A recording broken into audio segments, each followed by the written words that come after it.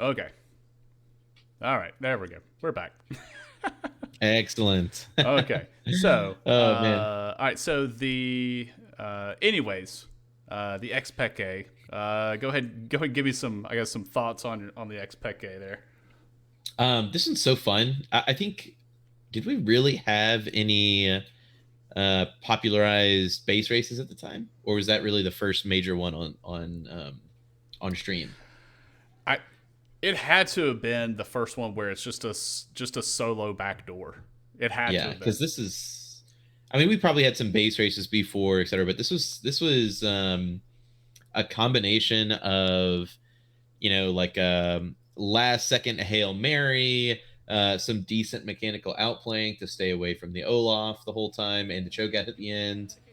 Um, just a very hype moment, and very like this is like that hero moment that everybody thinks about, Mm-hmm. right? Like when kids who play baseball dream of the grand slam in the bottom of the ninth to walk it off. Like this is the League of Legends version. My team is behind 56 minutes in. Some of us just died, and they're probably trying to rush it down and end the game. This is my moment to shine, right? Yeah. Patty pointed out in chat the Kumo TP from FlyQuest and EG on Sunday as the XPK backdoor, TP into the base and just solo in the game. Really cool. So yeah, and I don't recall them even calling it an XPK then, but you will see Yeah. it every now and then. It does come back up. But this was the one that really, really solidified that solo TP into the base in the game. And I think you're right. Probably one of the very first times that it happened. I mean, this is all the way back in 2013. So Yeah. definitely in the in the ancient realm of League of Legends. Next one, not a very well known one. I'm Mm. actually going to turn the audio up for this one. This one's called a Bloodwater. This is Team Vulcan on the right side, not Vulcan like the support for Cloud9, right? Or what used to be the support for Cloud9, but now is the support for EG. This is Team Vulcan. You may recognize some names on there, like Xmithy, I believe is in here. But either way, you have Bloodwater, who's on Janna, playing for Vulcan versus Cloud9. Cloud9 has full control over the Baron Pit. Lee Sin is looking for maybe a ward hop or even a flash in the pit to smite steal it. But something different happens. So we're going to turn this up and we'll let everybody kind of hear what happens. That happened. All they have to do is stand within that queue. If he gets it, he's get that percent damage into the smite, and it's quite hard to dodge. But look at that. I'll just make a human wall here. They like might, it's a they might try to direct kill shot him. coming in. They could get the pull on. They do. Oh, no, they do not. Oh my god! There's the burn. The shield's going to wear off in time. Oh, the ultimate goes across. He gets out with 100 HP. The Baron, are you kidding me? Oh, Bloodwater steals Baron with a... I don't even know what to With say. a rank 1 tornado. That thing does I love just the 90 complete damage. lack of reactions from And it everybody stole in the Baron. cameras. Looking for the dragon. Like, We actually have a quick the only thing that replay happens there is of the Xmithy like pinches the bridge of his nose. I liked Bloodwater's face too when he Yeah. was able to pull it off. Did you- He just kind of staring into the screen there. So nothing. Yeah, you're right. No real reaction there. But yeah, so this basically is a Baron steal with a support ability that really should not steal the Baron. It was a level 1 Janna Q. Janna didn't really max her Q. She maxed her more her E and her W. The Q, the travel time was all the same. It was mostly a quick tap reaction to really cancel a lot of abilities. That's how it's primarily used. But not really like an engage tool or try to catch somebody out. It's mostly more reactionary. So yeah, this rank 1 Janna Q steals Baron away. But and the other thing too is they had a Nasus. I don't know if you saw that. Cloud9 had a Nasus on their team. Let me go back.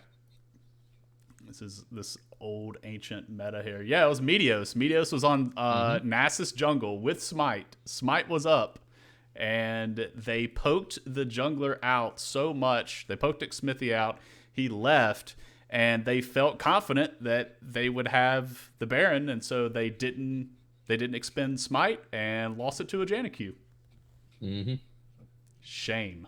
Always Smite. Big shame. Always. Uh, Yeah, clips like that always make me sad because it just reminds me of old Cloud9, which I see some of the people in the chat talking about, and I was kind of lamenting with them. The OG Cloud9 roster that came onto the scene from Academy and just absolutely smoked everybody. Yeah, They're the team that made me a Elimination's Cloud9 fan. I think that's everybody. I feel like all Cloud9 fans got started.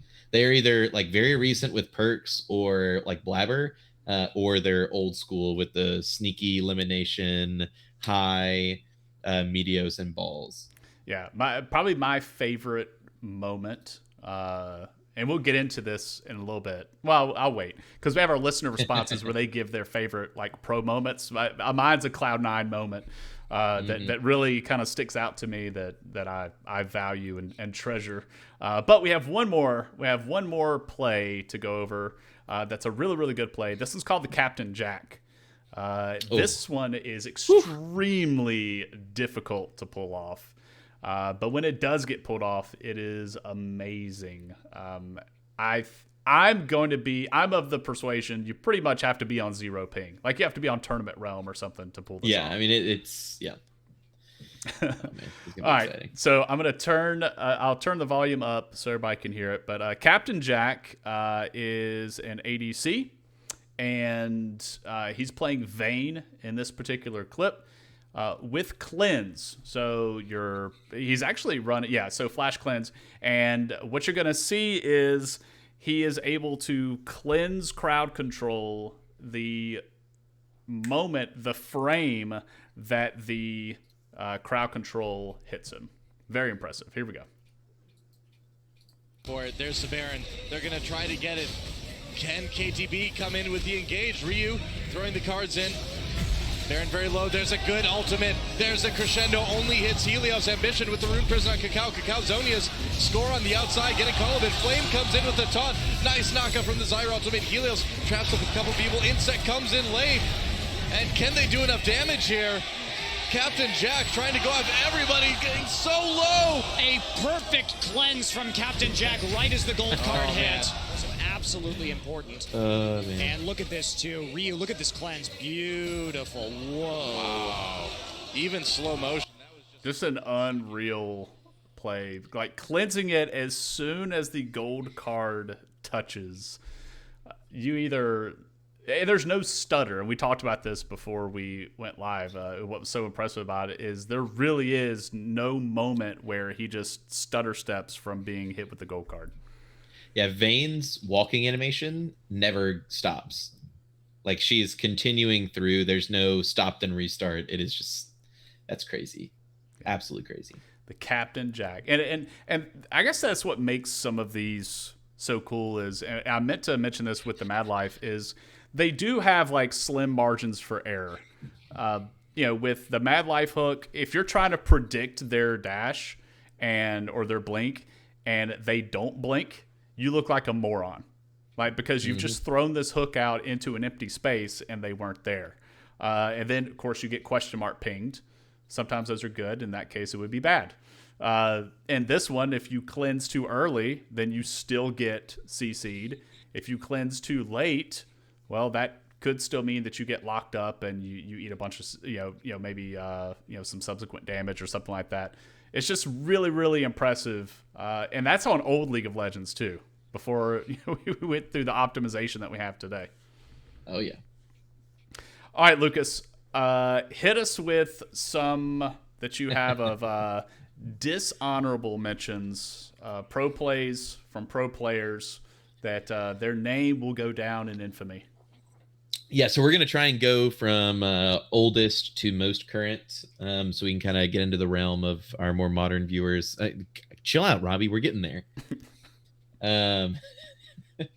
So first up, we have three of my favorites. We have our Scar Award, which is just, I'm trying to remember the exact clip. I want to say that it's trying to ward from Dragon over into Tribrush on blue side, and you just miss it over and over again. Like I think there's a clip of Scarra trying 3 different times, and he just completely fails it.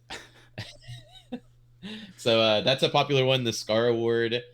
We also used to give Saint Vicious, who was an old player for Curse, I believe, was Yep. his OG game. Old, His OG old Team Liquid, right? Prior, yeah, old before Team they were Liquid. Before they turned into Team Liquid, they were Curse. He was renamed to Smite Vicious because it was pretty.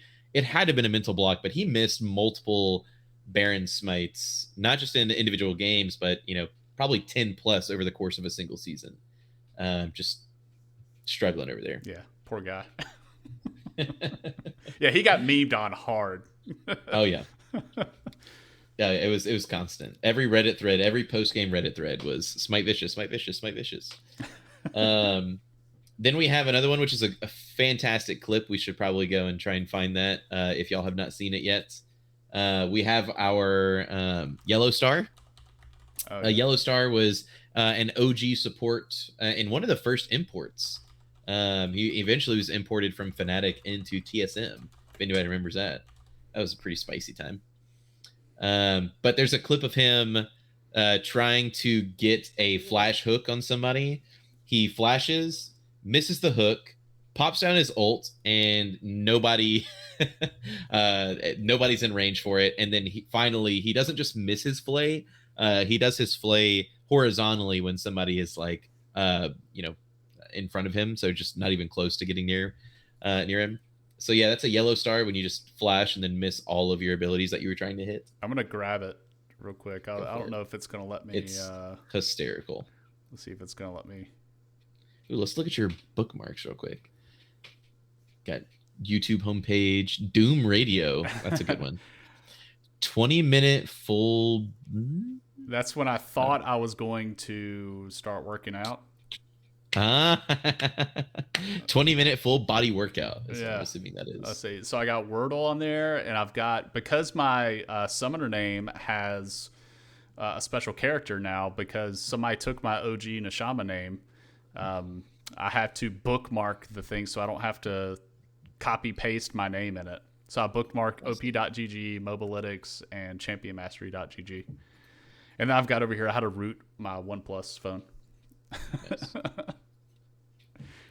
So nosy, Lucas. Hey, look, I love getting little glimpses into people's lives. I'm like the worst person to be around because if something pops up on your phone, like my eyes are immediately drawn to it. All right, so here's the Yellow Star. The flash Misses the hook. Flash misses hook the ult, flay and bots. then like the flay was straight up sideways, not even anywhere near the Leona. Oh man. Yeah. Oh, so bad. And you see him on the player cam too. You see him rock back and forth. He drops his head. He drops his head in disgust. Poor man. Oh my gosh. It's terrible. Robbie's calling me out too. They always look in the background of people's photos they post on the Discord. Nice. Hush you. Okay. All right. Hit us with another one. I'm trying to think of my other list. Let's go through these. We've got Cody Sun, which we talked about earlier, who is famous for in a high pressure game, flashing right into the enemy team and getting blown up as an AD carry. You know, somebody who is typically squishy and is supposed to stay on the outskirts and deal a lot of damage. He just flashes into the enemy team. Oh, here we go. Oh yeah, we got it pulled up. So Cody Sun wants in, and they're not going to mean too much. The wave clear not yet there for the Fnatic bot laner. Shockwave again. They go for front lane because they have the damage of it. Will still has fall. If I remember correctly, like Fnatic goes to turn the fight, and as Immortals is getting away, he's like he betrays his team. I want to say that he went for like the hero resets.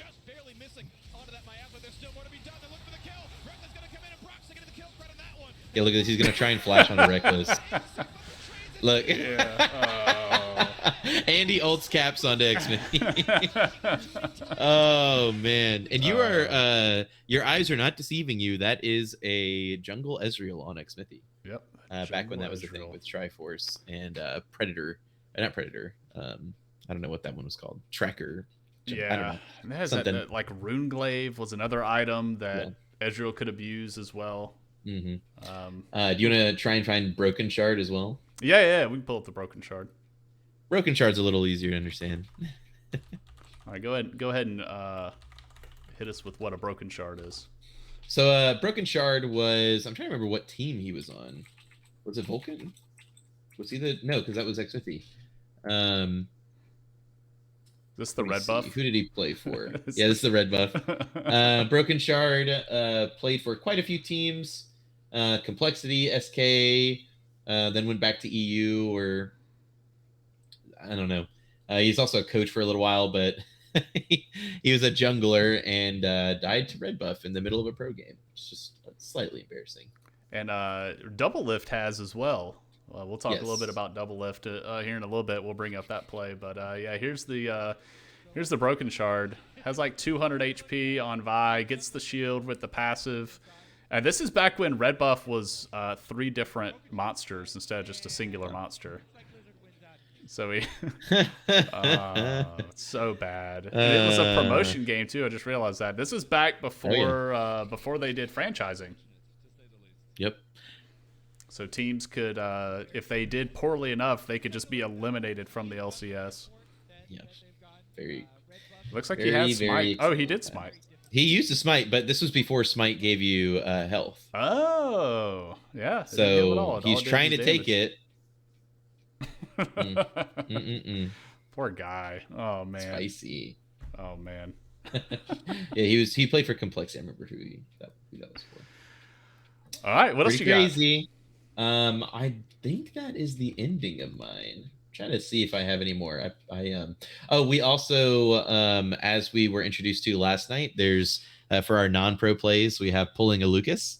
got? Oh, man. Which is blatantly stealing a pentakill from your Rift Happens co-host in the middle of one of our flex games. All right, so let me set the stage. So I was first pick mid. I locked in Kale because like we didn't discuss like what sort of comp we're gonna run, whatever. And so I'm like, let's just get some late game insurance. So I locked in Kale. I've played Kale mid quite a bit, and when I get auto-filled top, I'll play Kale top.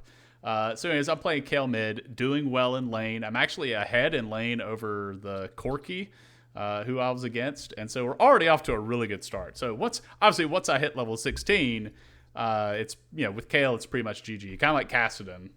He turns into Castle Win when you hit level 16. So we had this insane team fight break out near the dragon. I end up getting a triple, and then I get a quadra, and the last person left on the enemy team left to kill is Scion.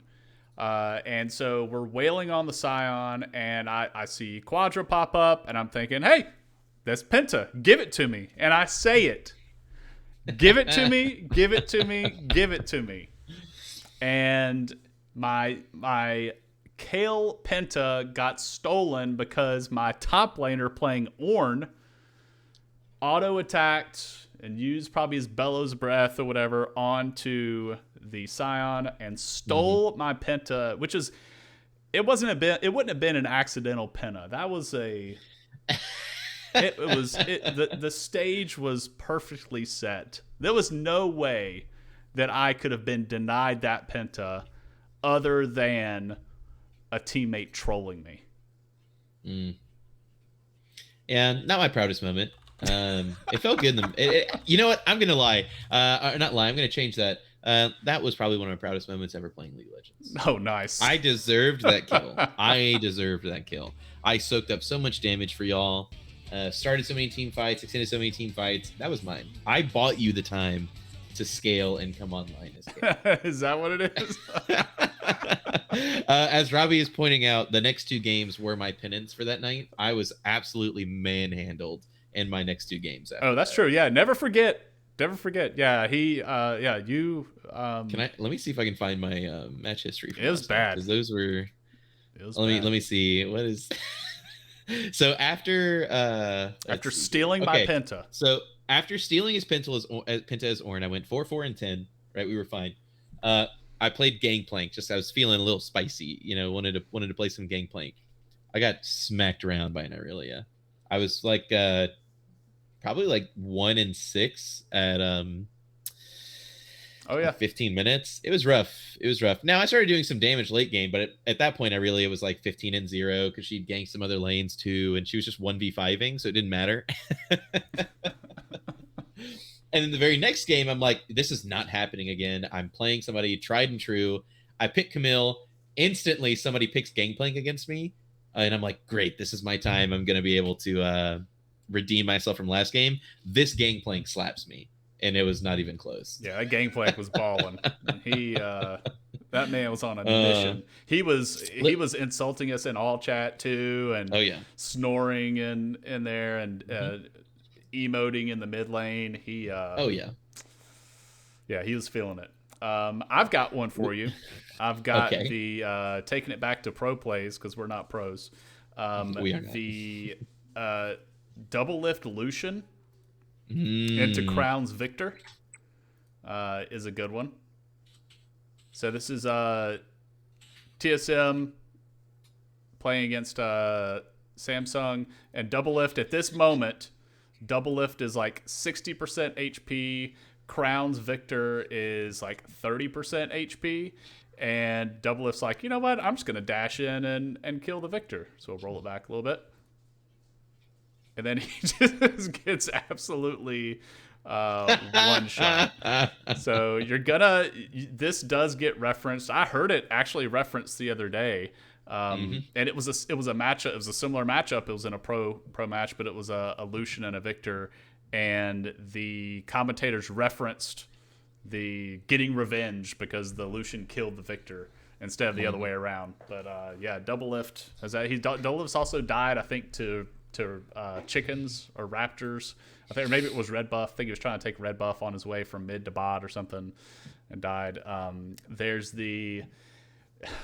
was a game, I want to think it was Dignitas, or it may have been Curse, but like 3 people died at the bot tier 1 tower. I don't remember that one fully. I'll have to do some research and pull it back up. Yeah, I don't remember that one either. But some really cool. Go ahead. It's just so funny to me because that is like such a gut punch for the rest of your team. Like the rest of his team is probably like, I cannot believe he just did that. He just absolutely threw this game. Because if you look at that game, they just got a 3-0. TSM won a team fight, which they were like 4K gold behind. Win that, right? 3K gold behind. They're moving up towards Baron, and then their AD carry just straight ends into the Victor. And I want to believe that they ended up losing that game after that. Like they didn't take Baron, and then they just lost. Yeah, and I'm wondering too, like going back and watching it now, I'm wondering if he was trying to like spam his abilities instead of just autoing him, because I think he could have just autoed and killed him with the passive and the double tap, but he was probably trying to hit his Q on him first. Well, the Victor ult came down and silenced him, so then he just looks like a moron trying to smash his abilities. Oh yeah, man. But yeah, so I think that's it. Unless you got any other pro moments for us. Just something that was referenced in chat that in the vein of dying randomly when you shouldn't have in a team fight. We've got the classic Jensen Echo, which happened twice. 2 times against TSM, both times. Yeah. It was TLL, I think. I think both times it was Team Liquid.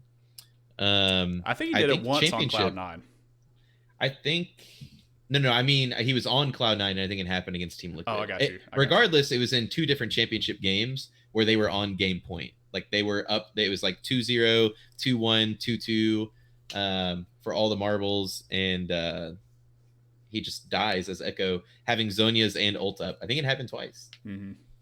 And the game doesn't end right away, so he has to sit there and just stew. And you see him shaking in the player cam. He's shaking, because he knows. And you see him, he puts his hands up. He's like, oh, no, I didn't, and it's hard to read his lips. But then they have to sit there and watch as the enemy team just kind of marches into the base, and they're hoping that respawn timers come in. And, of course, they don't. So, yeah, feels bad.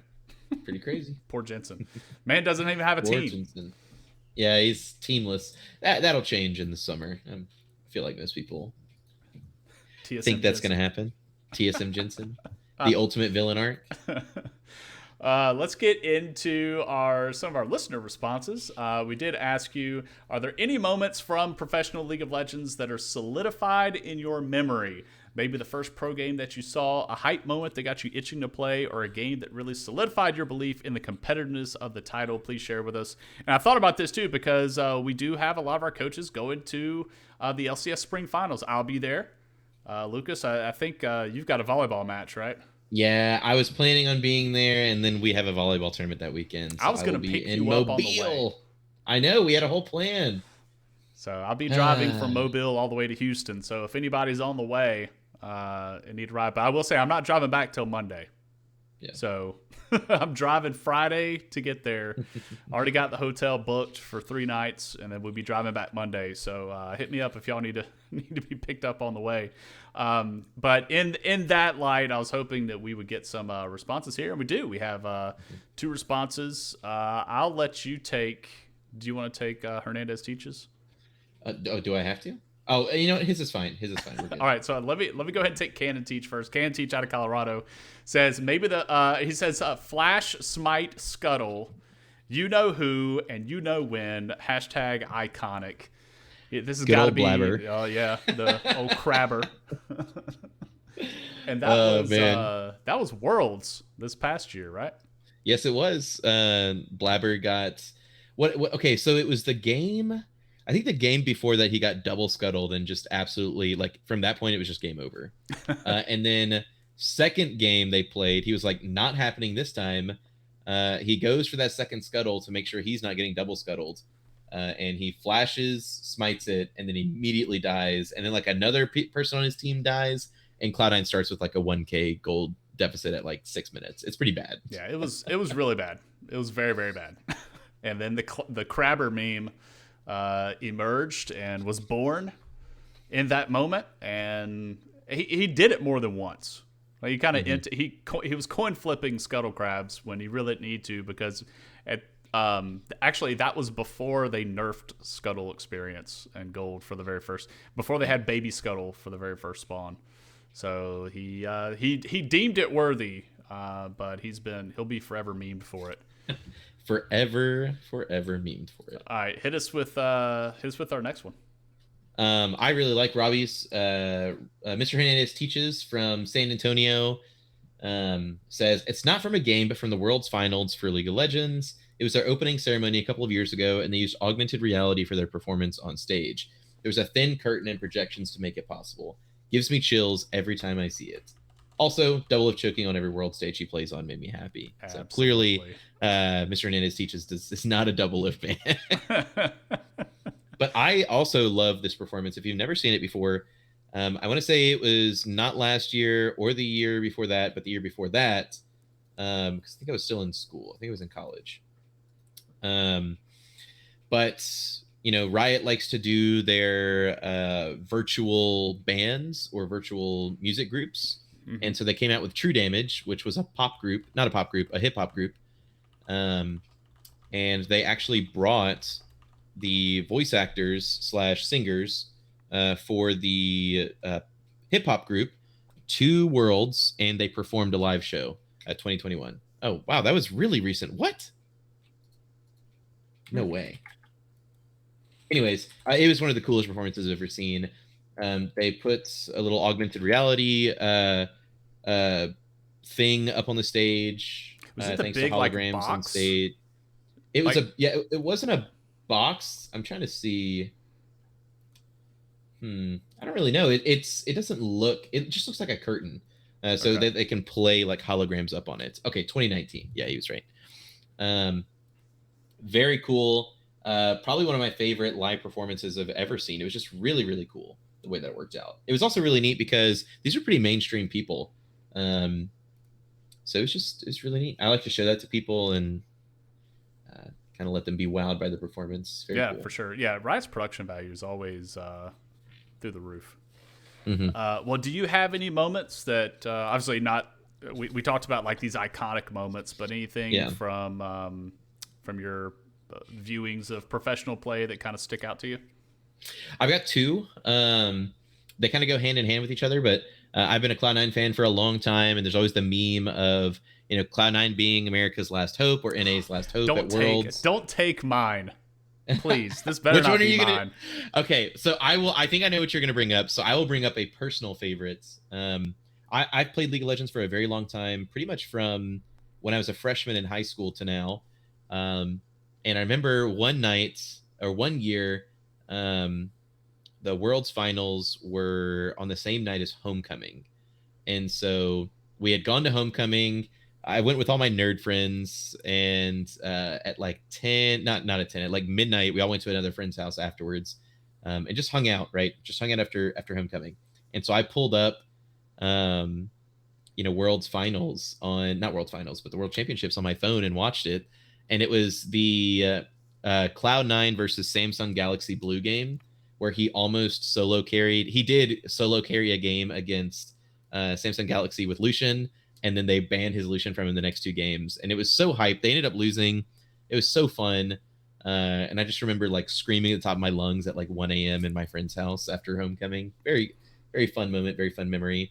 My second one is a little more memey, but I will always remember a wild card region making it to quarterfinals and an NA team not.